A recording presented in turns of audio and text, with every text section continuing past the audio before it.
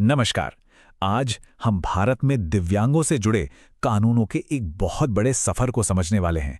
ये सफर एक कह सकते हैं एक कल्याणकारी सोच से निकलकर सीधे अधिकारों तक पहुंचने का है। और ये बस कानूनी बदलाव नहीं था, बल्कि सोच में एक पूरी क्रांति थी। तो चलिए पूरे मामले को इसी एक सवाल के इर्द गिर्द समझते हैं कि क्या कोई कानून वाकई में समाज की सोच बदल सकता है।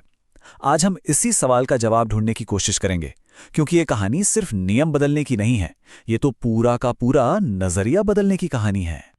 तो ठीक है, चलिए थोड़ा और गहराई में चलते हैं। सबसे पहले तो ये समझना होगा कि भारत में जो भी बदलाव हुए वो अकेले नहीं हो रहे थे। ये एक बहुत बड़े ग्लोबल मूवमेंट का हिस्सा थे। दुनिया भर में एक लहर चल रही थी जहां दिव्यांगता को अब चैरिटी या दया की नज़र से नहीं, बल्कि अधिकारों की नज़र से देखा जा रहा था। तो इस सफर की शुरुआत होती है 1981 से, जब यूनाइटेड नेशंस ने इसे विकलांग व्यक्तियों का अंतर्राष्ट्रीय वर्ष घोषित किया। इसके बाद 1992 में भारत ने एक बहुत जरूरी प्रोक्लेमेशन पर साइन किया, और इसी की वजह से 1995 में देश का पहला कॉम्प्रिहेंसिव कानून मतलब पीडब्ल्यूडी एक्ट बना। फिर 2007 में भारत ने यूएन के कन्वेंशन को भी अपना लिया, और आखिरकार 2016 में आया नया और कह सकते हैं एक रेवोल्यूशनरी कानून आरपीडब्ल्यूडी एक्ट। तो चलिए पहले 1995 के उस लैंडमार्क एक्ट की बात करते हैं। ये भारत में दिव्यांगों के अधिकारों के लिए बनाया गया पहला एक तरह से पहला पूरा ब्लूप्रिंट था। इससे पहले इस मुद्दे पर कोई एक सिंगल कानून था ही नहीं। अब 1995 के इस कानून में दिलचस्प बात यह थी कि इसका जो बेस था ना, वो मेडिकल या वेलफेयर मॉडल पर था। मतलब इसने सरकारी नौकरियों में 3% रिजर्वेशन और 18 साल तक मुफ्त शिक्षा जैसे बहुत जरूरी कदम उठाए, ये सच है। लेकिन इसकी नींव इस सोच पर थी कि दिव्यांगता एक मेडिकल प्रॉब्लम है जिसे मदद की जरूरत है, अधिकार की नहीं, मदद की। और पता है इस पहले कानून में कितनी तरह की दिव्यांगताओं को ऑफिशियली मान्यता मिली थी? सिर्फ 7। बस 7। ये नंबर याद रखिएगा, क्योंकि आगे चलकर कहानी में एक बहुत बड़ा ट्विस्ट आने वाला है। और फिर आता है साल 2016। ये एक नए दौर की शुरुआत थी। Rights of persons with disabilities act यानी आरपीडब्ल्यूडी एक्ट 2016 ने पुराने कानून को रिप्लेस किया और भारत के कानून को सीधे इंटरनेशनल स्टैंडर्ड्स की लाइन में लाकर खड़ा कर दिया। यही इस नए कानून का निचोड़ है। सोच में एक फंडामेंटल शिफ्ट, मेडिकल मॉडल से सोशल मॉडल की तरफ। मतलब अब दिव्यांगता को सिर्फ किसी व्यक्ति की हेल्थ प्रॉब्लम की तरह नहीं देखा गया, बल्कि इसे समाज में मौजूद रुकावटों का नतीजा माना गया। जैसे ऐसी इमारतें जहां व्हीलचेयर नहीं जा सकती, या लोगों के मन में बसा हुआ भेदभाव। प्रॉब्लम व्यक्ति में नहीं, समाज के स्ट्रक्चर में है। और ये रहा वो बड़ा ट्विस्ट। याद है वो 7 का आंकड़ा? वो अब हो गया 21। 7 से सीधे 21। 2016 के कानून ने मान्यता प्राप्त दिव्यांगताओं की लिस्ट को 3 गुना बढ़ा दिया। इससे इसका दायरा कितना ज्यादा बड़ा और इंक्लूसिव हो गया, इसका अंदाजा लगाया जा सकता है। इस नई लिस्ट में अब autism, acid attack survivors, thalassemia और कई तरह की न्यूरोलॉजिकल कंडीशंस को भी जगह मिली। ये अपने आप में दिखाता है कि दिव्यांगता को लेकर हमारी समझ वक्त के साथ कितनी गहरी और बेहतर हुई है। अच्छा, अब जरा दोनों कानूनों को साइड बाय साइड रखकर देखते हैं। 1995 का एक्ट जहां वेलफेयर बेस्ड था, वहीं 2016 का एक्ट पूरी तरह से राइट्स बेस्ड है।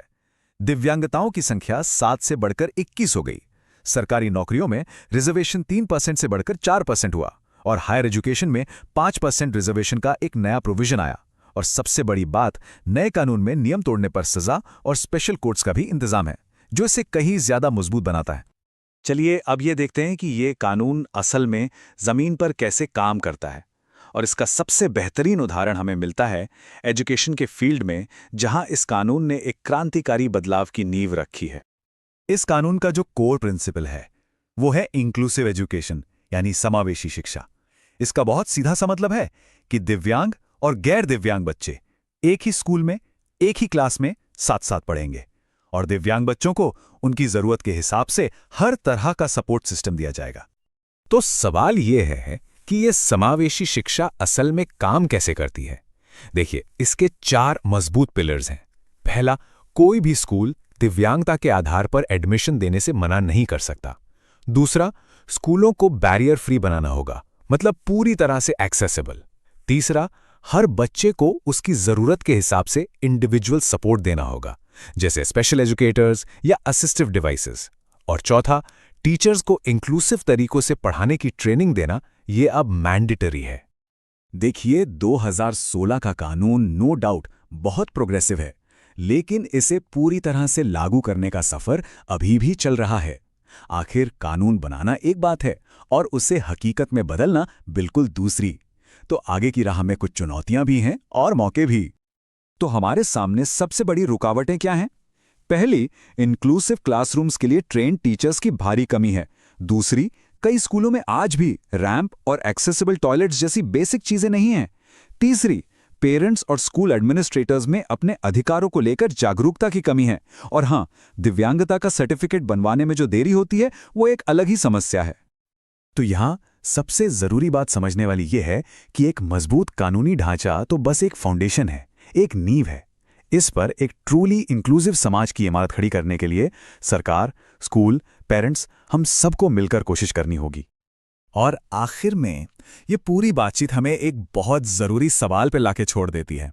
अब जब हमारे पास एक राइट्स बेस्ड कानून है, तो एक सच में इंक्लूसिव समाज बनाने के लिए अगली कौन सी दीवार है जिसे हमें तोड़ना होगा?